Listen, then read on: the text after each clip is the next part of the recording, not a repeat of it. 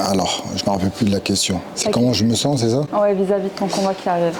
Déjà, je suis content d'être là. J'ai fait une belle préparation, un peu compliquée, mais bien. J'ai travaillé avec des coachs différents, coach JB, coach MMA. Franchement, c'était très intéressant. J'ai beaucoup appris dans cette préparation. Et voilà, je suis content d'avoir validé ma pesée. C'est déjà une grosse bataille, comme tous les combattants. Dieu merci, j'ai bien validé, bien au poids. Et maintenant, j'ai hâte de pouvoir bien récupérer. Tu as commencé par la boxe avant de passer au MMA. Qu'est-ce qui t'a motivé à faire cette transition? J'étais déjà plus intéressé par le MMA avant de commencer en kickboxing, mais j'avais les opportunités de combattre dans des belles organisations en pied-point comme le Glory, Bellator, etc. Quand le MMA s'est validé en France, c'était en 2020, j'étais encore plus intéressé dans le fait qu'on m'ait contacté pour combattre pour la première organisation. Le premier combat de MMA, c'était le MMA GP. J'aime déjà tout ce qui est combat. Je combats dans plusieurs disciplines en pied-point. Pour moi, c'était la suite logique de pouvoir m'exercer, m'épanouir dans ces disciplines-là.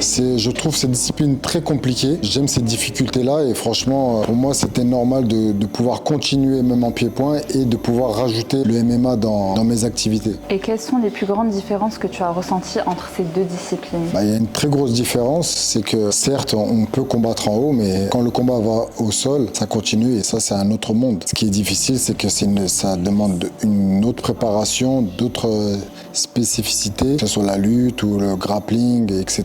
C'est vraiment autre chose. Et c'est très intéressant d'apprendre ces nouvelles techniques. Comme je le disais tout à l'heure, c'est vraiment un autre monde. Est-ce que ton passé de boxeur t'a donné un avantage particulier en MMA? Plus ou moins, mais pourquoi je dis plus ou moins? Parce que j'ai déjà commencé j'ai fait 8 combats, je crois, un truc comme ça. Et tous les combattants, je ne cherche même pas à vouloir travailler en stand-up, en haut avec moi, en pied-point ou en anglaise. Ils veulent directement me ramasser, me poser au sol et travailler au sol. D'ailleurs, c'est pour ça que dans cette préparation, j'ai fait énormément de travail technique au sol pour ne pas faire de sol. Quel est le combat qui t'a le plus marqué et pourquoi? Alors, combat dans quelle discipline? Les deux. J'avais combattu mon premier vrai combat en MMA contre un Polonais à l'Ares et j'avais passé peut-être 4 minutes au sol à recevoir des coups de coude, des coups de poing à la tête. Je trouvais ça extraordinaire, c'était très dur, c'était sympa. Tomber sur du lourd en face de moi, physiquement et techniquement, et c'est très long. Et c'est ça qui me donnait envie de continuer en fait, parce que c'était très dur, mais je me suis dit, il faut passer par là pour comprendre, pour accepter de prendre des coups, il faut passer par là. Ça me donnait envie d'apprendre pour éviter de me retrouver dans cette situation. Et que penses-tu de l'évolution du MMA et de la boxe aujourd'hui par rapport à avant? Alors l'évolution du MMA, elle est constante,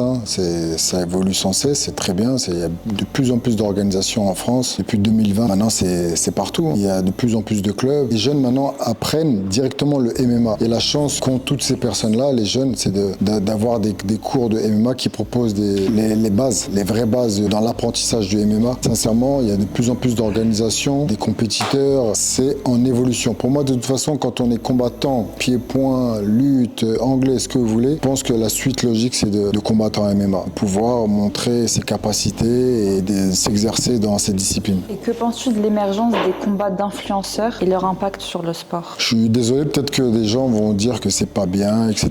Mais moi, je trouve ça positif parce que grâce à eux, ça fait connaître cette discipline dans le monde entier, de partout. C'est pas le même public, c'est un autre public, mais ces personnes-là découvrent cette discipline. Après avoir vu deux influenceurs en train de faire un peu tout et n'importe quoi dans la cage, ils vont s'intéresser pour pouvoir voir des vrais combats par la suite. Je trouve ça positif, même si c'est un peu n'importe quoi. Il y en a qui font ça juste pour le buzz, pour montrer qu'ils combattent, mais certes, il y en a quand même qui s'entraînent vraiment, même si c'est 2 semaines d'entraînement en 3 semaines, ils s'entraînent pour essayer de présenter quelque chose de positif. Ces personnes-là ramènent énormément de monde. C'est comme ça que ça fonctionne, c'est dommage, mais c'est comme ça. La vie, elle est faite comme ça, il faut faire avec. Donc je pense que c'est plutôt positif pour le MMA. À 44 ans, qu'est-ce qui te pousse encore à te battre? Est-ce que c'est la passion, le défi personnel ou autre chose? Tout ça, c'est tout ce que tu viens de dire, surtout parce que je kiffe réellement. J'ai commencé assez tard, donc je peux me permettre de finir assez tard aussi. Comme je dis, tant que le corps fonctionne bien et répond naturellement, il faut y aller. Je sais que je fais très attention à ce que je mange, je fais attention à guérir mes blessures quand il y a des blessures à l'entraînement, et j'ai toujours l'envie. J'ai envie de me surpasser, de combattre, et même si à cet âge-là, normalement on doit être à la retraite ou à la maison en train de tondre le gazon.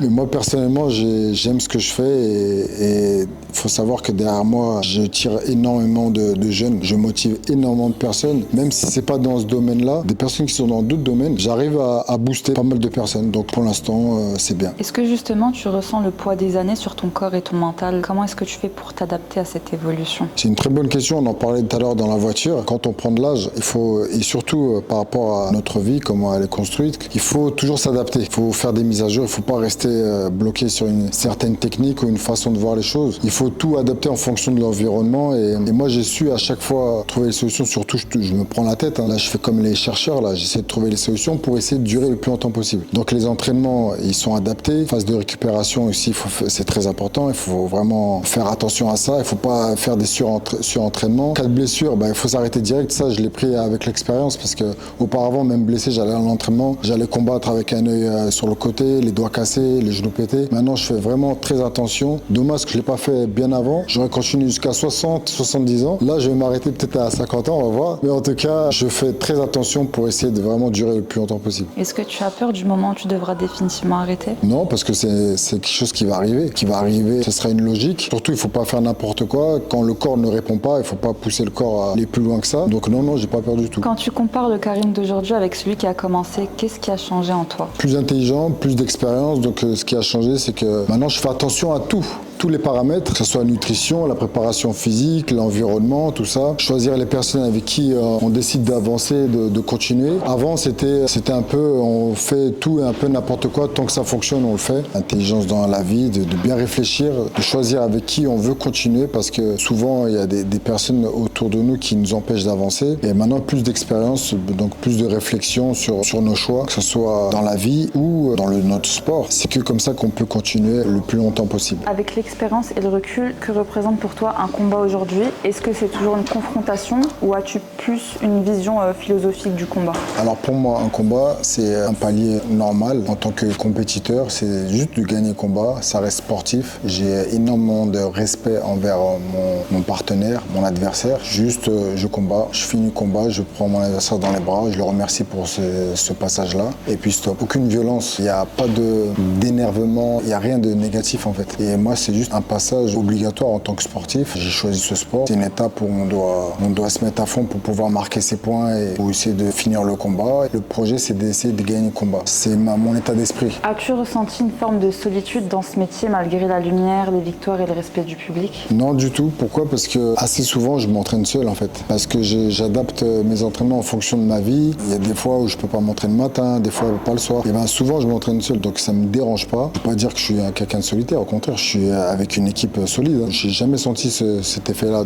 d'être solitaire. Et si tu pouvais parler au Karim de 20 ans, tu lui dirais quoi aujourd'hui? Je lui dirais attention à lui. Lui, il n'écoute pas. Attention à lui, il n'écoute pas. Fais du MMA en même temps que le pied-point. Combat partout. N'attends pas à 40 ans. Et aux jeunes qui te regardent avec inspiration? Je dirais, écoute bien tes parents, écoute ton professeur, sois toujours à l'entraînement quand il faut s'entraîner. Respecte ton entraîneur, écoute ce qu'il dit, lâche pas l'entraînement. Et si tu continues, tu arriveras à ton objectif. D'accord. Merci beaucoup, Karim. Merci à toi, avec plaisir. La victoire pour Merci demain. beaucoup. Merci.